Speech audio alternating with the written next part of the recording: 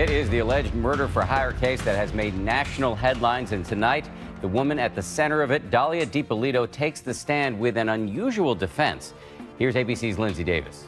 This is Dalia Dippolito, a woman whose name became synonymous with betrayal and deception. She was caught on camera hiring a hitman to kill her husband, Michael Dippolito. But there was one problem. The hitman was actually an undercover cop. But was Dalia a cold-blooded mastermind? Or was there more to the story than met the eye? Stay tuned, because we are going to explain disturbing truth behind the case of Dalia Dippolito. On the morning of August 5th, 2009, Dalia Dippolito received the worst call of her life. Boynton Beach Police Sergeant Frank Ramsey urged her to rush home from the gym, his voice filled with urgency. When she arrived, she was met with a scene straight out of a nightmare. Yellow police tape cordoning off the area, officers swarming the premises, and detectives with somber expressions. She was told that her husband, Michael Dippolito, had been murdered. Overcome with apparent grief, Dalia broke down in tears, her wails echoing through the neighborhood. But what she didn't know was that the entire situation was an elaborate setup orchestrated by the police. Thank you for coming. I'm sorry to call you. Listen, we had a report of a disturbance at your house, and there were shots fired. Is your husband Michael? Okay, I'm sorry to tell you, man. He's been killed. He's been killed, man. I'm sorry. While there had indeed been an attempt on Michael Dippolito's life, it was Dalia herself who had arranged for it to happen. She had hired what she believed to be a hitman to carry out the job.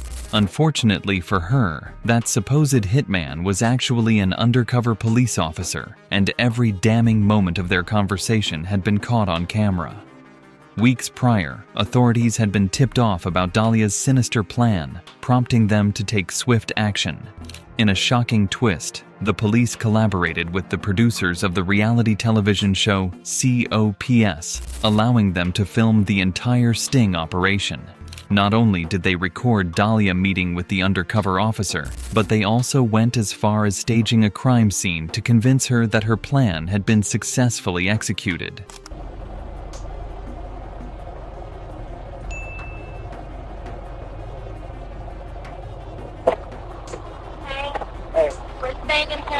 All right, yeah. Okay. We're going to talk get some stuff out the way. Alright, cool. I'm going to tell you how I'm going to do it and what exactly is going to be done. All right? And if you got recommendations, you know what you want, what you know about him. Dude, is he your husband or something? Boyfriend? Your husband? How many y'all been married? No, for real, because the thing is, after I talked to you today, this phone, garbage. Okay. You won't be able to get a hold of it. I just want to make sure that, it's what you want. Sure you want to kill this dude. Do we really have to? All right. It's just, I'd rather be as less, whatever Okay. with you. All right. All right. The deception was meticulous. Officers even instructed Dalia to come down to the station under the pretense of assisting with the investigation to find the killer. Unbeknownst to her, they already had their prime suspect in custody, her. It wasn't until Michael Dippolito himself entered the interrogation room, alive and well, that the gravity of her predicament truly sank in. Her demeanor shifted instantly as the realization hit. She had been caught, and there was no way out. The evidence was irrefutable. She was promptly charged with solicitation of first-degree murder. Dalia Muhammad was born in New York City on October 18, 1982. She grew up in a household with 2 siblings, raised by an Egyptian father and a Peruvian mother. When she was 13, her family relocated to Boynton Beach, Florida, where she completed her education, graduating from a local high school in 2000. With no clear career path in mind, she eventually obtained a real estate license, but also found herself working as an escort to make money. It was through this line of work that she met Michael Dippolito in 2008. Michael, despite being married at the time, fell deeply for Dalia, becoming completely enamored with her. His infatuation was so intense that he divorced his wife in order to be with Dalia.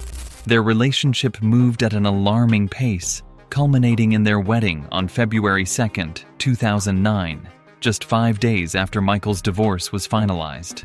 While their marriage appeared to be built on passion and excitement, it wouldn't take long for darker elements to emerge. Michael Dippolito was no stranger to trouble. He was an ex-convict who had served time in prison and was on probation for stock fraud. Called people up and they would sell them these penny stocks, convince them that these were going to become stocks that were going to be worth a lot of money, but in actually were just scams. Although he had attempted to turn his life around, a series of bizarre encounters with law enforcement after his marriage to Dalia threatened to unravel everything. One evening, after taking Dalia out for dinner, he was inexplicably pulled over by police. To his shock, officers found cocaine hidden in his cigarette pack. Terrified of violating his probation, Michael protested his innocence, claiming he had no idea how the drugs got there. Surprisingly, the officers let him go, believing his sincerity. But the troubling incidents didn't stop there. Shortly after that, Michael experienced another disturbing event. One morning, after drinking a Starbucks beverage handed to him by Dalia, he fell violently ill, bedridden for days. Though he initially dismissed it as food poisoning, the pieces of the puzzle would later fit together in a chilling manner. Dalia had allegedly laced his drink with antifreeze, hoping to incapacitate him or worse. But perhaps the most alarming event occurred when law enforcement showed up at their home, claiming to have received an anonymous tip that Michael was operating as a drug dealer. Despite their thorough search, they found nothing incriminating. Yet, the repeated police presence left Michael anxious and on edge. By the end of July 2009, with the pressure mounting, Michael made a decision that would play directly into Dalia's hands. Fearing that he might be arrested due to these unexplained encounters with police, he agreed to transfer the title of his home to Dalia to protect his assets. What he didn't realize was that Dalia was behind it all. She had been the anonymous caller reporting him to the police, strategically orchestrating events to strip him of his assets before having him killed. Dalia Dippolito had been planning her husband's murder for weeks. A chilling determination fueled her actions, a calculated desire to rid herself of Mike Dippolito, her husband. The veneer of a happy marriage masked a dark and sinister plot, one that would ultimately unravel in a dramatic and public fashion. Her initial approach to an ex-boyfriend, Mohammed Shihadeh, to source a hitman, marked the beginning of her downfall. Unbeknownst to Dalia, Shihadeh, rather than facilitating her deadly request, chose to alert the Boynton Beach Police Department. The police, while initially skeptical of Shihadeh's claims, recognized the gravity of the accusation and decided to investigate. The potential for a real tragedy was too significant to ignore. Serendipitously, the reality television show Cops was embedded with the department that week, offering a unique opportunity to document the unfolding investigation. The producers agreed to film the operation, providing an unprecedented level of access and capturing the raw, unedited moments of the sting operation. The first step was to equip Shihadeh with a hidden camera in his car. He was instructed to arrange a meeting with Dalia, setting the stage for the first recorded encounter. On July 30th, 2009, Dalia met Shihadeh in a gas station parking lot, a seemingly mundane location that would soon become a pivotal point in the investigation. During this meeting, Shihadeh relayed that he had a contact who could carry out the murder, a professional who could handle the job discreetly. I know I got a picture. I looked at a picture of the house or whatever. How soon can you get everything going? Well, it's up to you. And you're going to sound like this too, but like my understanding of everything was that like, you know, I was going to give you what I gave you, and then that was everything. Until after the fact. And then after the fact, I guess you were going to come and like find me or whatever. I mean, I'm good for it. Like, it's not like I don't have it or anything. I mean, I know not to fuck around with you. You know certain things, whatever. Like, you know what I mean? Like, you obviously know where I'm at. I could get it up by Wednesday if you want me to. You know what I'm saying? But I got to do my homework, you know? Right.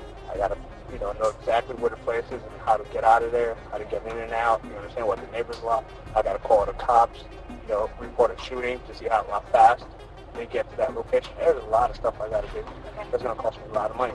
So if we go ahead and we do it, like, at the house, like, how Or- how soon could you do it? And I what could time do it are we looking at? Wednesday morning. It's going to be like I break into the house, didn't think he was going to be home because everybody works in the daytime. Okay. I'm going to think he's at work. Boom, he's not at work, then, he gets 2 in the head.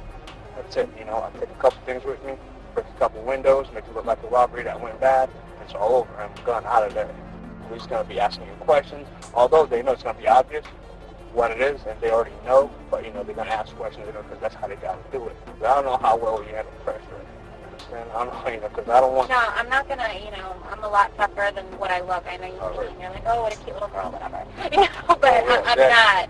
You are. You're extremely beautiful. Thank you, but, I just need to make sure everything's going to take care of. Between now and when it's done, you're not going to have an option to change your mind. Even if you change your mind, I'm talking to him. There's no changing, there's no, like, I'm determined Definitely already. you wanna I'm do positive, like, Okay. 5,000% sure, like, Okay, around 6:30, 7 o'clock, he Yeah. always walks the dog in the morning. okay. He walks the dog across, like, over where the lake is, and our door is always unlocked. I'll be in the house by 6:30 Wednesday morning. 6 o'clock. All right. Okay? Okay. All right. Thank you so much, and I guess You'll hear from me. I'll hear from you. All right. All right. Thanks a lot. Okay. Bye. Dalia, eager to proceed, agreed to meet the contact 2 days later to finalize the details of the crime. The Boynton Beach Police Department, working in conjunction with the Cops production team, devised an elaborate plan to confirm Dalia's intentions. Officer Whitey Jean was chosen to go undercover, posing as the hitman. The meeting was arranged for August 1st in a nondescript parking lot, with Dalia and Jean meeting in a red convertible. The hidden cameras, strategically placed, captured every word and every gesture. The recording of Dalia Dippolito's solicitation was damning. Officer Jean, playing his role convincingly, asked Dalia, "Are you sure you want to kill him?" Dalia's response was immediate and unequivocal. "There's no changing. I'm determined already. I'm positive. I'm like 5,000% sure." Her words, devoid of hesitation or remorse, painted a chilling picture of her resolve. She then handed Jean $7,000 as a down payment and agreed to establish an alibi by attending her local gym on the morning of Wednesday, August 5th, the day the murder was to take place. With Dalia's intentions confirmed, the police proceeded to stage an elaborate fake crime scene to convince her that her husband had indeed been killed. The morning of the planned murder, Dalia adhered to her agreed-upon plan, arriving at the gym at 6 a.m. While she was away, the police meticulously transformed her and Mike's beige townhouse into a scene of apparent violence. Police cars lined the street, yellow tape cordoned off the property, and a forensic photographer documented the evidence. When Dalia returned from the gym, she was met with the staged scene. The sight of the police cars and the yellow tape sent a wave of shock through her. She approached an officer, Sergeant Paul Sheridan, and was told that Mike Dippolito was dead. The officer's words triggered a dramatic display of grief.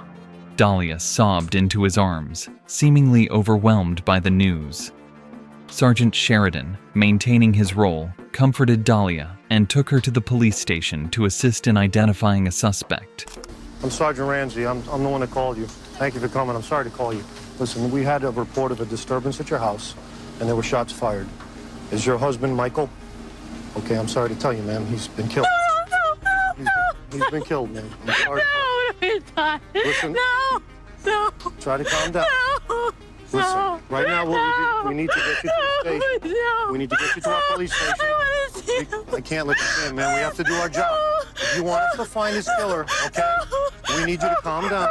I'm gonna need you to go with these detectives, okay? Does he have enemies? Is there anyone that would want to hurt him? Okay, who would want to hurt him? Witnesses said they saw a black male running from me. I can't let you see him, ma'am.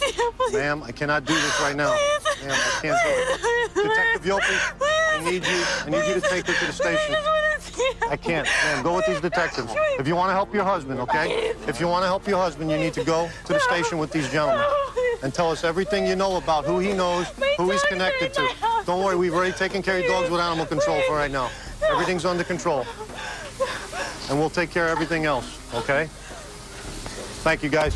The police, still filming the encounter, were closely monitoring her reactions. They then staged a confrontation, bringing Officer Witty Jean, handcuffed, into the room. Jean, playing the part of a captured criminal, denied knowing Dalia. Dalia, in turn, also denied knowing him, attempting to maintain her innocence. The police then delivered the final, devastating blow. Protocol that we have to do with this with your wife. We got to advise you of your rights, so you know, okay? If you don't understand any of them, you just tell me, and I'll stop and repeat. And first of all, let me just tell you, I'm sorry for your loss. I just want to see my husband, please. All right, honey. I love my husband. I love you too. No, you don't want to see him. I just want to see him. Believe me, you don't. Could you listen, please? This is something, because we're going to videotape, that I need you to sign also. It gives us the right to videotape it. You want to read that? I don't want to be videotaped. Well, you're being videotaped. That's all part of it.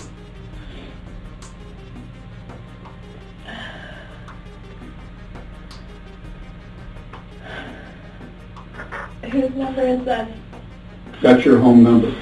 Oh. Okay. Listen, is there anybody that you know that you think would want to kill your husband? My husband's on probation. For what? People weren't happy that he was getting off probation because it's a lot of money he's got to pay back. Well, when you say people, who are you talking about? People that were involved with him before, or? A little bit of everything. This was supposed to be something, when he got off probation, it was supposed to be between us. And he went and he told, friends of his, he told, certain people, and everyone kind of talks, and he's constantly running into a lot of the guys that he was on probation with. Like a couple days ago, we ran into someone, and that was a target. and the guy comes up to us, and he's like with organized crime. It seems like a lot of the guys from Boca are starting to move up here, and we're constantly running into, a lot of the guys that he knows and things like that. So it was a lot of money. It was $191,000 that he had to pay back. So I know certain names, and I know certain families, they were on the news, like the guys that all just went away. What nationality are you? Spanish? My mom's from Peru and my dad's from Egypt. Wow. Yeah. I want to tell you everything, the whole, so Please you do. guys kind of know Yeah, what's going on. I do. Okay. I want to know. So that's what happened with that. So he didn't know how to tell everybody what was going on with everything. I don't know if you know, he was shot. He was shot twice. And I want you to know all this. Do you know this? Did they tell you out there? Not exactly. I mean, they told me he was shot. When I was at the gym, I got a phone call. I didn't hear my phone ring, and I called back, and they told me just to please come, that something happened at my house. Yeah. He was, evidently, your husband answered the door, and they took him back upstairs. And in your We bedroom... have cameras, though. Why would he answer the door? I don't Like, he know. doesn't answer for anybody he doesn't know. I have and no- I mean, the only person, like his probation officer, is like the only, you know what I I have mean? no idea. He would not answer the door. We have cameras, like at our house. Maybe he knows this person. I didn't know you had cameras, we have- because when we got there, some of your neighbors heard the commotion. We have cameras. The front door has cameras. Oh, and that's the back great. door has cameras. Then- but they don't record. And they don't record. Nobody knows, but they don't. We told everybody they record, but they don't record. Oh, God. Because he didn't want them to make a hole in the garage. Right now, I'm going to go out and get in touch with the officers at the scene. I want to see if the house was burglarized. Okay. All right, just hang on a second. Thank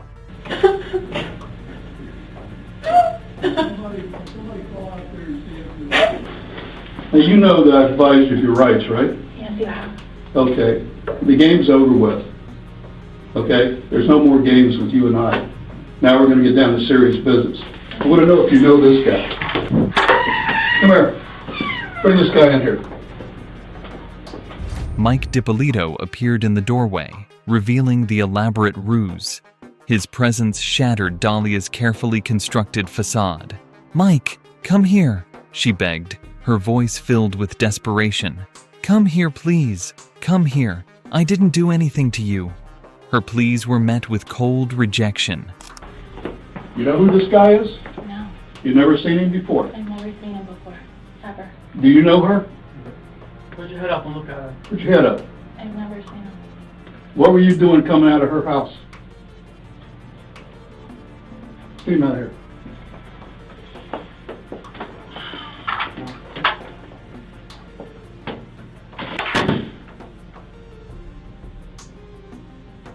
That's an undercover police officer. We filmed everything that you did, recorded everything that you did. You're going to jail for solicitation of first-degree murder on your husband. I didn't do anything. Did you hear what I just told you? I heard what you said, but I didn't do Everything, anything. listen to me. Everything has been recorded. You were photographed in the convertible when you sat in his car in the front of CVS. What do you want to do? What do you want to do here? I didn't Dalia? do anything. Listen to I me. didn't do anything. You're going I to didn't jail. do anything, please. I didn't do anything. Tell me you didn't do anything? I didn't do anything. You're going to jail today. As soon as I'm done, they're going to come in here and handcuff you and take you to the Palm Beach County Jail, book you for solicitation of first-degree murder on your husband. Your husband is well and alive. Thank God. Oh yeah, thank God. Please? Can I see him? No, he doesn't want to see you. I so wanted to see him. He doesn't want to see you. Please. You better quit your playing. Listen to me. I want you to quit your acting and get this over with. I'm not. Yes, you are. Okay. You know what? You need a real good attorney. You need a real good attorney because we're going to show them the film where you say you're 5,000% sure you want him dead. You think I made that up? You think I made that up? It's exactly what's going to happen. I'm talking with you. When I leave this room, no other officer will ever talk to you again. The next time we see you is when you're in trial. Now, you can make it right here, or you're going to trial, and you're going to do life in prison. You want to cooperate with us, whatever you want to do. It's over and done once I walk out. I'm not coming back in to talk to you. And no one else is either. What do you want to do before I leave here? Because the next officer comes here, going to handcuff you and take you to the I'd jail. like to see my husband, please. No, he doesn't want to see you. He doesn't want to see you. I'm leaving now. You're going to have an officer come in here and cuff the person. I don't know what's going on, please.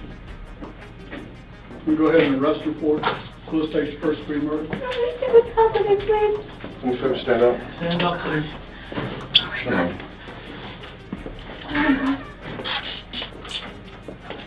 He's alive. Come here, please. Come here. Mike, come here. Come here, please. Come here. Can't fix it. Why not? I didn't do anything I to heard you. you. Mike, come here, please. Come here. Okay. Thank you. We'll take her back to booking, please. Come on.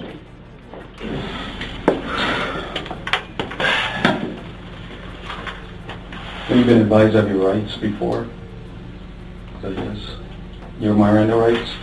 No, but I wanted to make a phone call. Okay. Earlier this morning, Sergeant Sheridan read you your rights from that card, right? And you understood your Miranda rights, your Fifth Amendment rights? Yeah, but I wanted to make a phone call. Okay, so the phone call, we will let you do that later. Not right now, though. But while I'm still here, Yeah, later on we will. Okay? Do you want to, Did you understand your rights or you didn't understand them? I wasn't really paying attention or anything. Okay. I just said yes to everything. Okay, what I'll do is I'll go ahead and read them again, okay? And if you have any questions, just go ahead and ask me and I'll explain them to you, okay? okay, you understand your Fifth Amendment rights now? All of them? Yeah. Okay. Can I go to the regular restroom, please, before we start? Is that okay? Is it emergency? I didn't feel comfortable going in the other one. I'm sorry. I No won't be problem. long. No problem. You mind if I call you Dalia? Yeah, please. Okay. All right. Do you understand what happened today? What's going on here? A little. Okay. Now, slowly, I'm understanding a little bit better. What's your understanding? I was told one thing, and now it's like slowly, like all these things are, I don't really know what happened. Do you know that you are arrested today? You're being arrested. That part I understood. Okay. Do you know what for? Not really, no. You don't know the charge? No, nobody said anything. Okay, go ahead and tell her the charge, Alex. Okay. You're being arrested for soliciting to commit murder. Okay, which that means is you attempted to hire someone to kill somebody else, meaning your husband. Okay? And that's why you're here, and that's what you're getting charged with. Okay, no. You don't understand, or? No, I never did that. Okay, but that's what you're being charged with. Okay. And we have plenty of evidence to back it up. Okay? So, with your rights in mind, we want to give you an opportunity to do some soul searching maybe, and maybe get a lot off your chest and tell us the truth. That's what we want to hear. This has been worked for a couple of days now. It's not just the first day we're doing this, reference to this case, and we have a lot of information to support our charge. It's just not a quick little thing. So, you know, we don't know when you're lying to us and all that. We just want to hear the truth. I mean, it's done. It's over with now, you know, and this is your opportunity to tell us the truth. That's all we want to hear, and we know the truth. So, I know it's hard to commit to that, but now's your time, you know. Do you have anything to say about this? I'm going to talk to my husband. Okay, well, you can't talk to your husband. He's not here right now. You let him go home. He's taking care of the house and the dogs, so. The good thing about this whole thing is that nobody got killed. The tragedy was prevented today. You could look at it that way, you know? That's simple. A big tragedy. I mean, someone's life, so. Everything's on tape, Dalia. There's no denying it. You know? Everything's on tape, and it's not a bluff, so. You gotta understand this, okay? Dalia, listen to me for a second, He okay? didn't do anything. Listen to me for a second, okay? This is not our first day, okay? It's definitely not our second day, all right? This is an ongoing investigation, all right? Not only do we have your videotape, we have every conversation that you had leading to this point, all right? So for you to sit here and deny that you haven't done anything, it's not gonna help. Every little thing that you've done since this started, we've been involved in it. Do you understand that? I mean, I'm just telling you the truth. That's the truth. I just want to go home. Well, unfortunately, you're not going home, okay? You're looking at some serious charges here. Do you understand that you made the attempt to hire somebody to kill your husband? That's how serious this is. Okay, you can sit here and shake your head and deny it, but I'm gonna tell you right now, all right, when the jury and the judge sees that videotape of you having this conversation, making a deal, all right, that's how far you went, all right. It's not about denying it. It wasn't me. I didn't do anything, because the video, the audio, it's not gonna lie, all right, and all the evidence that we have collected throughout this investigation. You sound like a fool right now denying this, because, like my partner just said, everything's on tape, video and audio. I just want to go home. I know, but you're not going home, you see? You're being arrested, so you're not going home. So what do I have to do to go home?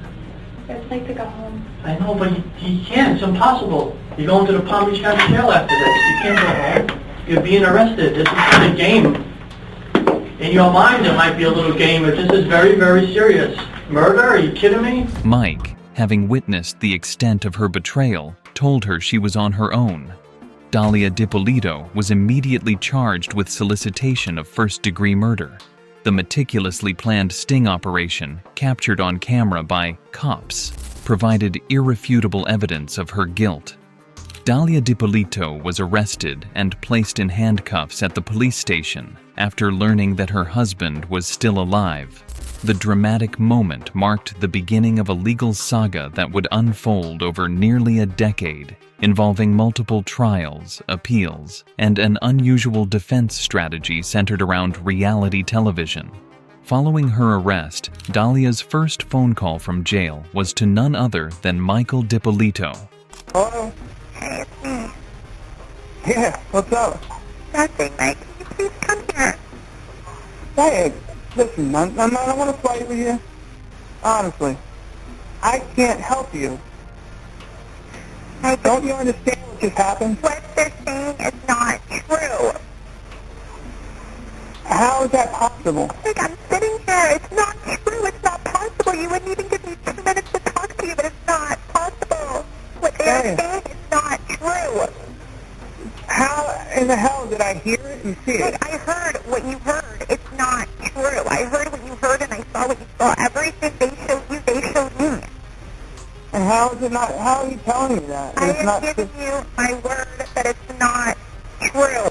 What do you? Dalia, I couldn't help you if I wanted to. Like, please, I need an attorney. Can you please help me? It's not true. Your brother was here and I spoke to him. He's going to go talk to your mom. I called them for you already, right? This is not true. I heard Dalia too. Look, how do you explain what I saw and heard? Like, I am limited on my phone call. You know more than anybody. It's not true. Just give me time so I can talk to you. What did it say? I saw it. I heard it. I saw what you saw and I heard what you heard. Okay, what the f***? You said you wanted to have me killed. I heard that. It's not true. That is not How is true. it not true? How can you believe that? I heard your voice. How can you believe it?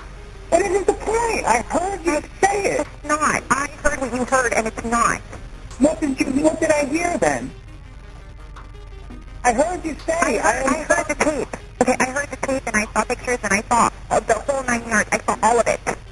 So why would you meet a guy in a parking lot? Explain that. I'm sitting here on the phone. I will tell you when I see you in person. Please. I can't come there anyway. I'm not allowed there. That's not true. Who said that? They tell you that on purpose. That's not true. I don't know what you could tell me. Even if, let's pretend, I said, oh, it's all better. I can't, they're charging your ass. Don't you get it? Like, I didn't do anything. Please. I don't know what to say to you. I can't help you. What do you mean? It's out of my hands. You're not even trying. What am I supposed to do?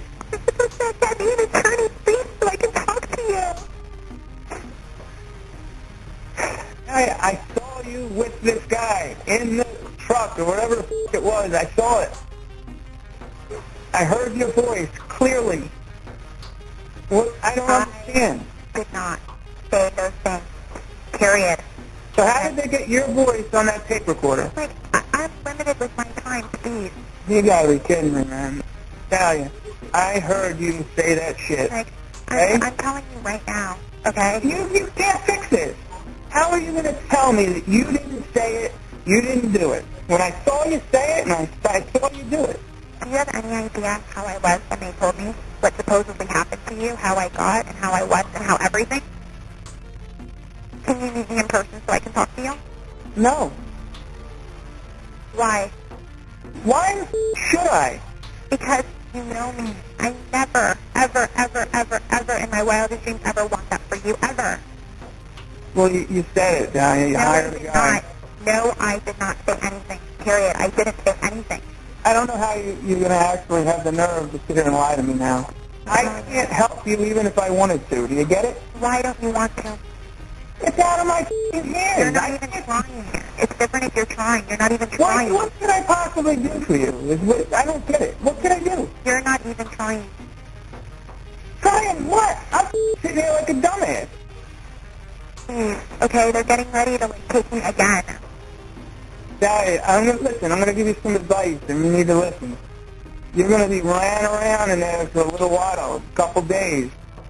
You need to just try and relax and just go with it. And keep to yourself and don't say a lot. Like, I love you. Don't do this to me. I'm sitting here. Everybody treated me awful, sir. I didn't do anything to you. You know me. Everyone here is being awful to me. I can't help you. There's nothing I can do to help you. Know what I'll do? You know what I'll do for you? Seriously? What? You sign my house back over to me. I'll help you, Mom, immensely. Give me my house back. That's it. That's it, what? I'll have the papers sent over to you somehow. You'll sign them over to me, and then I will help your mother. Okay? I'm not signing anything. I know you wouldn't sign anything. I knew that wasn't going to happen, so I can't help you. Okay? That's what you're thinking about. I'm sitting here rotting and you're thinking about Now you start having me killed. I just offered to help you, and again, you have the balls to say no to me. You just basically said F you to me, which is hilarious considering your situation and considering what the F just happened today. Alright? I have to go on getting fingerprinted now. But rather than expressing remorse or fear, she adamantly denied any involvement in the plot to have him murdered. Instead, she turned the blame on him, chastising him for not immediately securing her legal representation. Mike, however, was not moved by her pleas. He was still grappling with the horrifying reality that his wife, of only 6 months, had allegedly been plotting his murder. He made it clear that the only way he would consider helping her was if she returned the title of his house, which she had managed to convince him to transfer to her just weeks prior. The next day, Dalia was released on a $25,000 bail, but her freedom was short-lived. Hello? Mom, I'm in jail. I know, Dalia. I know. I find out. I need you to call I Mike know. in New York. Okay, who do you want me to call? What is it? I need you to call Mike in New York, please. I called already and I called that. Everybody knows. What is it you want me to do? Where are you exactly? I'm in the county jail. I need you to call. What did Mike say? Is he coming? Everybody's coming, Dalia. We're going to go ahead and get your lawyer, okay? Don't worry. Where are you? Are you in Gun Club? Yes, I'm here, Mom. Mike did this to me. Okay, I Dalia. didn't do anything. I didn't do anything. You did. I know you didn't. I know you didn't. Where are you? You in Gun Club? Yes, I'm here in the gun club. And I heard Mike is at the house. I want him out of my house. Okay, well, right now we're going to need to have a lawyer first, It's my okay? house. The title's in my name. All right. Okay, don't worry about that right now. The state had overwhelming evidence against her. Video footage of her discussing the murder plot with an undercover officer posing as a hitman. Audio recordings of her confirming she was 5,000% sure she wanted her husband dead. And testimony from her former lover, who had first tipped off the police. Prosecutors were confident they had a solid case, and the trial was set to begin in the spring of 2011. During the trial, the prosecution painted Dalia as a cold, calculating woman who saw her husband as nothing more than an obstacle to her financial gain. They argued that she was eager to rid herself of Michael so she could inherit his assets and continue living a luxurious lifestyle. The prosecution presented the video evidence, showing the moment she handed the undercover officer $7,000 as payment for the hit, believing he was a real assassin. They also played the footage of Dalia's emotional breakdown at the fake crime scene, where she sobbed and acted devastated after being told her husband had been killed, all while being completely unaware that it was an elaborate sting operation. In response, Dalia's defense team took an unconventional approach. They argued that the entire murder-for-hire scheme had been staged, but not by Dalia. Instead, they claimed that Michael Dippolito had orchestrated the entire plot in a desperate bid to become famous. According to the defense, Michael was obsessed with reality television and hoped that by faking his own murder, he would gain the attention of producers who might cast him on a reality show. Defense attorney Michael Selnick told the court, "It was a stunt that Michael Dippolito, whether he'll admit it or not, hoped to capture the attention of someone in reality TV. Michael Dippolito's hoax to achieve fame and fortune was a bad prank." This argument, however, failed to convince the jury. The evidence against Dalia was simply too compelling, and the prosecution dismantled the defense's claims by pointing out that it was Dalia, not Michael, who was caught on tape plotting his murder.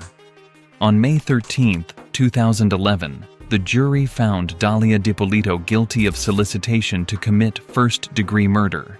She was subsequently sentenced to 20 years in prison, a punishment that seemed to mark the end of her bizarre and sinister case. I'm just having fun with it. Come on, I'm with you. You're having fun with me? Let me ask you something. Is this fun, Mr. Dippolito? This sucks. Okay.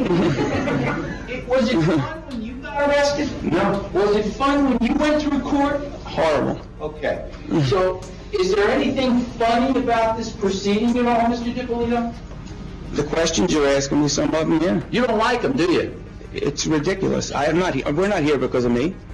Well, you might as well put me up next. I mean, what are we doing here? Verdict, we the jury find as follows. As to count 1, we find the defendant guilty of solicitation to commit first-degree murder.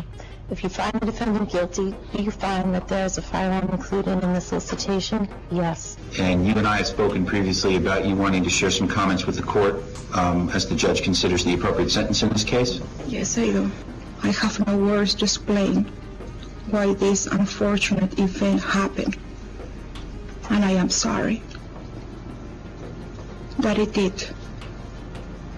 I don't support what it happened.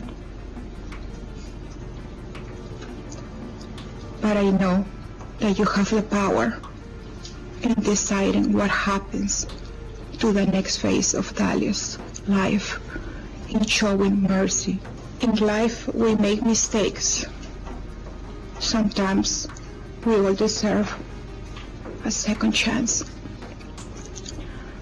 Dalia's not dangerous. Your Honor, I'm asking you, I'm begging you, please, to have some mercy for her.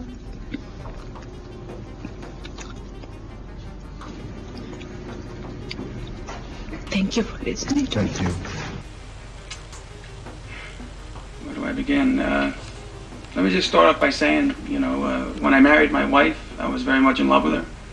And I thought we were doing things that normal married people do. And I was a very good husband. And I provided everything we needed. And, that being said, lo and behold, that wasn't the case. I don't know who these people are talking about, but it's not that girl. And I feel bad. I don't even want to be here. Since this started, I've always put my hand out.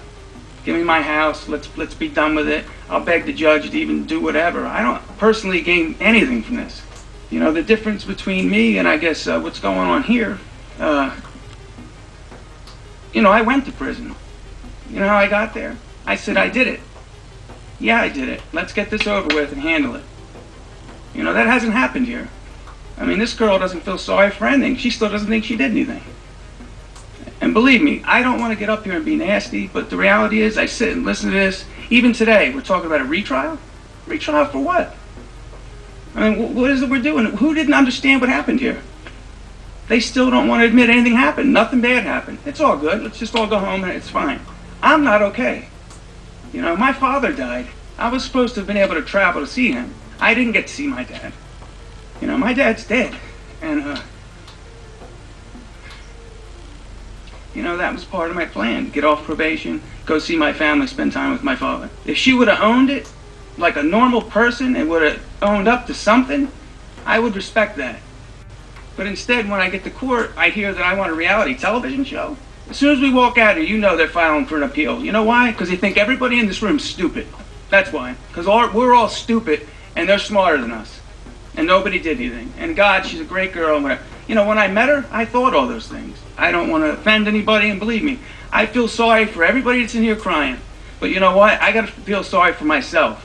Nobody's helping me. My mother had a nervous breakdown. I'm like, I'm going to have a nervous breakdown. I just don't know how I'm feeling some days. And it's just not fair. Like I said, and I mean this from my heart, I wish we weren't here.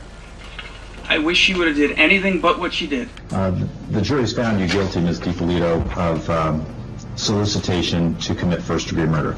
So my task is to figure out what an appropriate sentence would be, somewhere between 48 months and 30 years in the Department of Corrections. How do I rehabilitate you from what you have done?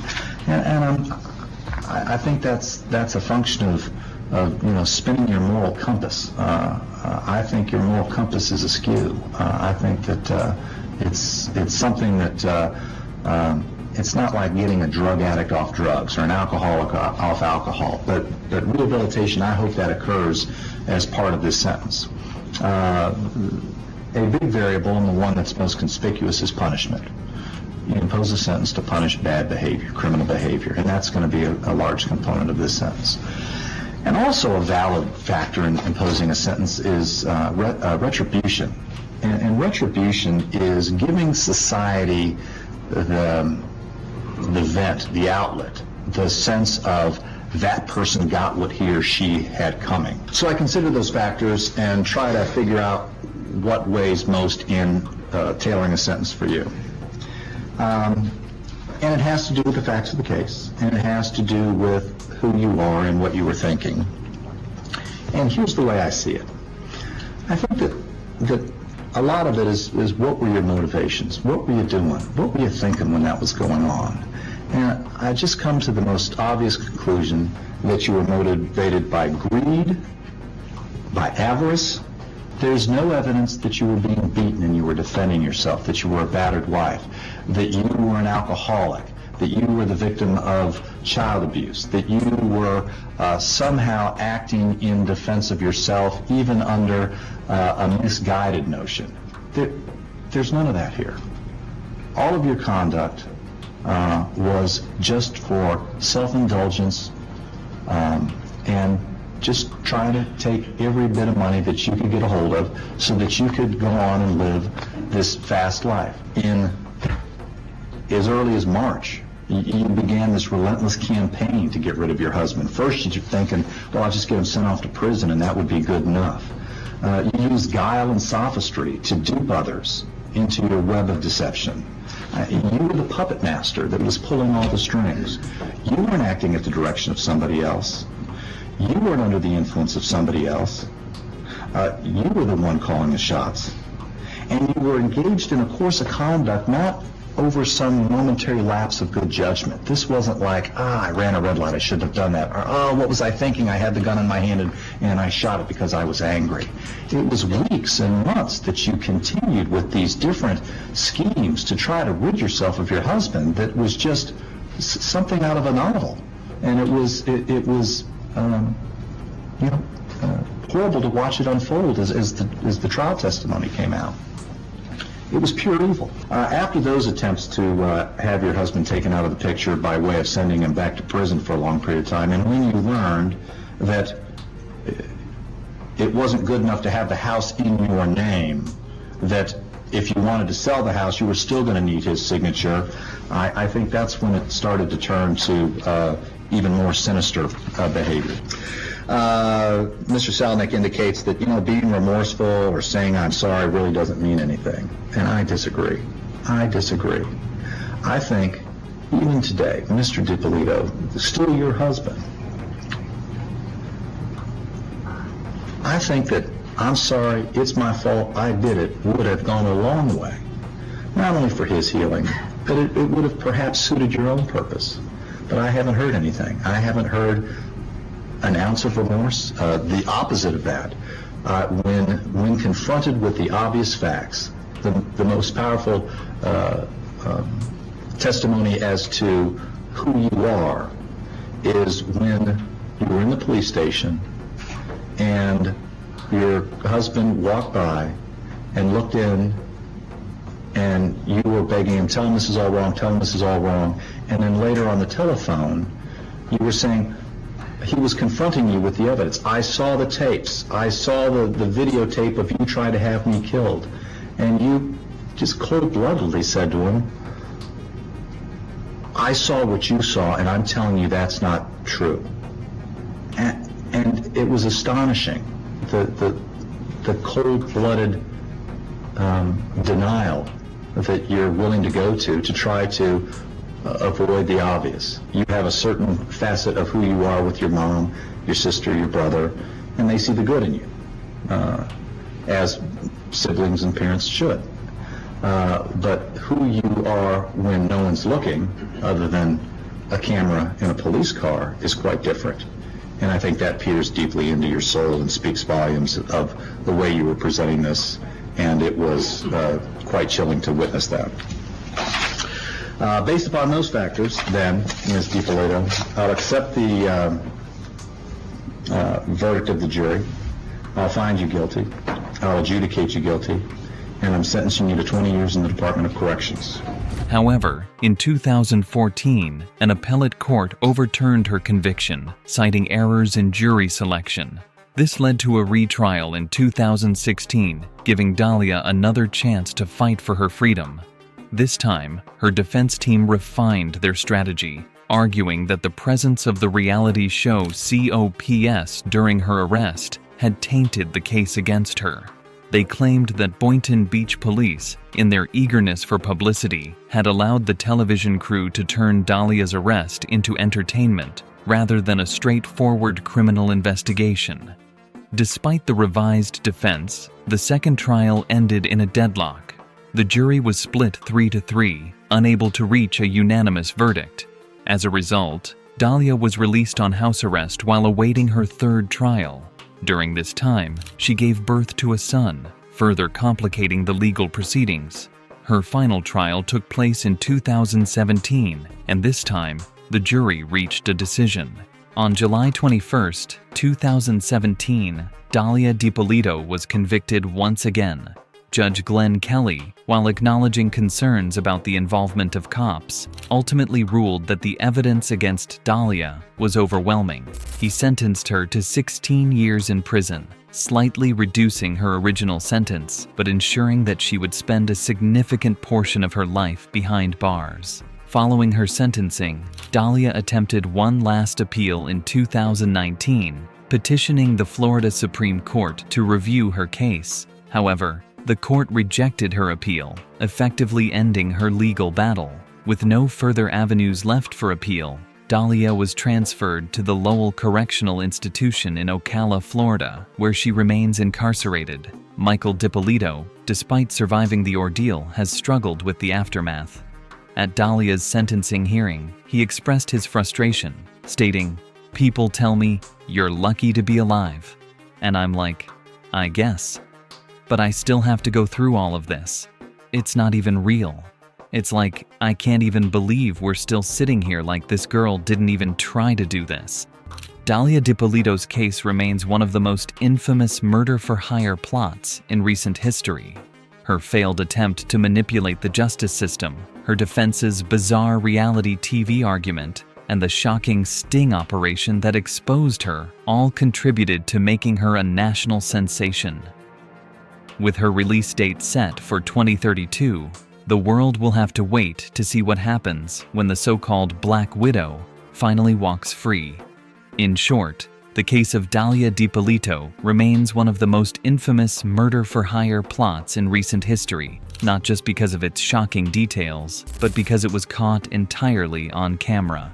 From the moment she was recorded hiring an undercover officer posing as a hitman to her staged reaction at the fake crime scene, Dalia's actions painted the picture of a woman determined to eliminate her husband for financial gain. Despite multiple trials and appeals, the evidence against her was overwhelming. Her defense attempted to argue that the entire setup was a hoax orchestrated by her husband for reality TV fame, but the jury did not buy it. For Michael Dippolito, the case left lasting scars. Though he survived the ordeal, he continues to live with the psychological weight of knowing his wife wanted him dead. His life was nearly destroyed, not by a random act of violence, but by the person he trusted most. Dalia's story serves as a chilling reminder of how greed, deception, and betrayal can lead to devastating consequences. It also highlights the power of law enforcement and undercover operations in preventing potential tragedies. In the end, justice was served, but the case remains a haunting example of how a seemingly ordinary relationship can take a deadly turn. That's all for this video. We hope you have found this video informative and interesting. What are your thoughts about this case? Let us know in the comments section. Make sure to subscribe to our channel and hit that bell icon for more interesting videos like this. Thank you for watching our video.